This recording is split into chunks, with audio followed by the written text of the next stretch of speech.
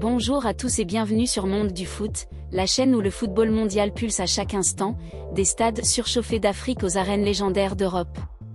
Aujourd'hui, le 13 octobre 2025, à 16h GMT soit 18h en France, nous avons rendez-vous avec l'histoire au cœur de l'Estadio Nacional de Cabo Verde, à Praia, la capitale vibrante de cet archipel atlantique.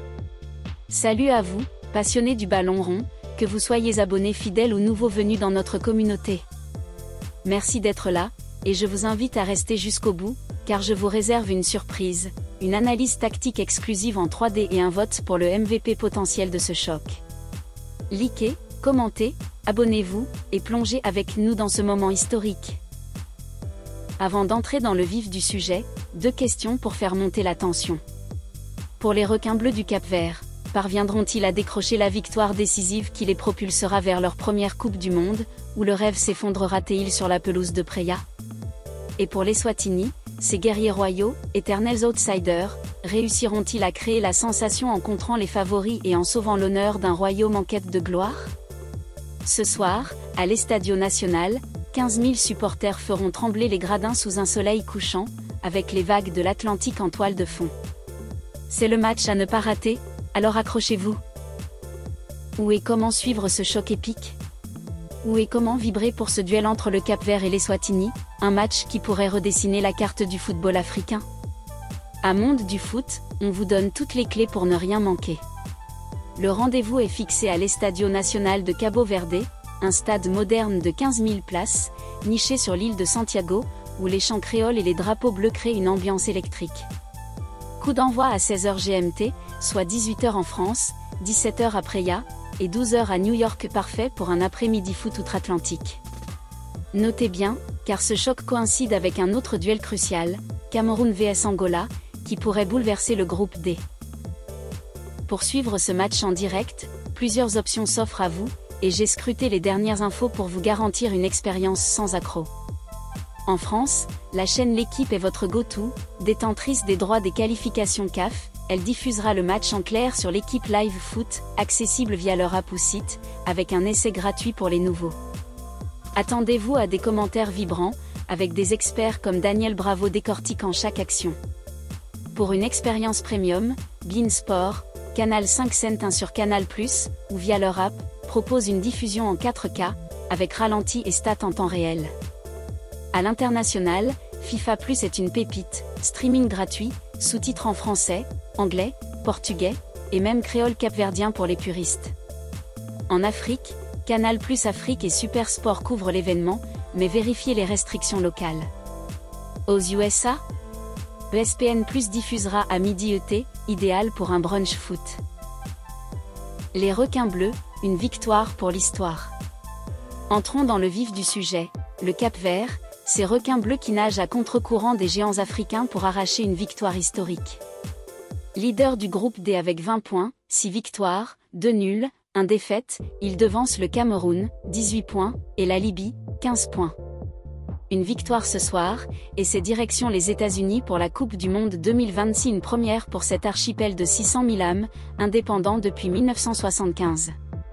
Mais attention, le nul frustrant contre la Libye, 3-3, mercredi dernier a rappelé que rien n'est joué. Menés 3-1, ils ont arraché l'égalité grâce à Telmo Arcanjo, 29e, Sidney Cabral, 76e, et Willy Semedo, 82e, mais un hors-jeu controversé a enflammé les débats sur X. Aujourd'hui, face à l'Eswatini, lanterne rouge à 3 points, pas de place pour l'erreur, la victoire est l'unique objectif. L'histoire du Cap-Vert, c'est celle d'une nation insulaire qui transforme ses limites en force. Fédération fondée en 1982, affiliée FIFA en 1986, ils étaient les petits poussets des années 80, écrasés 10-0 par l'Algérie en 1989. Mais la diaspora a tout changé, 80% des joueurs évoluent en Europe, formés à Porto, Lisbonne ou dans des clubs comme Verona. Sous Pedro Bubista Brito, coach de 45 ans au style pragmatique, les requins jouent en 4-2-3-1, pressing haut, transition rapide, et une défense en titane. Leur star? Ryan Mendes, 37 ans, ailier du Krasnodar, 15 buts en 70 caps, dont un penalty clutch contre la Mauritanie en CAN 2023. À ses côtés, Delon Livramento, 22 ans, buteur d'Hellas Verona, 5 buts dans ses qualifs, et Jamiro Monteiro, milieu infatigable du San José Earthquake. En défense, Roberto Lopez et le gardien Vozina forment un mur. Le match aller contre l'Eswatini. Un 2-0 net en novembre 2023 à l'Obamba, Mendes et João Paulo ont scellé l'affaire. Historique des confrontations, 3 matchs en 2023, 2 victoires capverdiennes, 1-0, 2-0, et un nul, 0-0. Stats 1,8 buts par match, 0,7 encaissés. À domicile, avec 15 000 fans chantant des Mornas, ils sont favoris à 85%. Mais le foot n'aime pas les certitudes, un feu pas, et le Cameroun, qui joue l'Angola en parallèle, pourrait leur voler la vedette. Ce match transcende le sport. Au Cap-Vert, une victoire boosterait l'économie, tourisme, sponsors comme TAC Airlines, et fierté nationale. Les 200 000 expatriés à Lisbonne ou Boston vibreront via FIFA+. C'est l'histoire d'un peuple qui transforme l'isolement en rêve mondial. Eswatini, les guerriers royaux en mission impossible. Face aux requins, l'Eswatini, ce royaume de 1,2 million d'habitants, joue pour l'honneur. Lanterne rouge du groupe D avec 3 points, 0 victoire, 3 nuls, 6 défaites, ils n'ont rien à perdre. Entraînés par Zdravko Logaruzic, coach croate au passé au Zimbabwe et au Ghana, les guerriers royaux misent sur un 4-1-4-1 défensif, absorbant la pression pour contrer. Leur meilleur résultat ? Un 0-0 contre le Cameroun en mars 2025, grâce au gardien Bongani Makanya, 7 arrêts. Félix Dlamini, milieu de 25 ans, et Félix Tchabalala, attaquant de 29 ans, sont les rares éclairs d'un effectif local. Leur histoire ? Fédération née en 1968, mais un palmarès maigre, un quart en COSAFA Cup 2019. Classés 159e FIFA, ils ont encaissé 22 buts dans ces qualifs, marquant à peine 3. Pourtant, Logaruzic, payé 3 500 € par mois, a insufflé du courage. On joue pour notre roi, a-t-il lancé. Après Ya, ils viseront le bunker et un contre-miracle. Une victoire ? Ce serait l'exploit du siècle, digne de l'Islande 2016.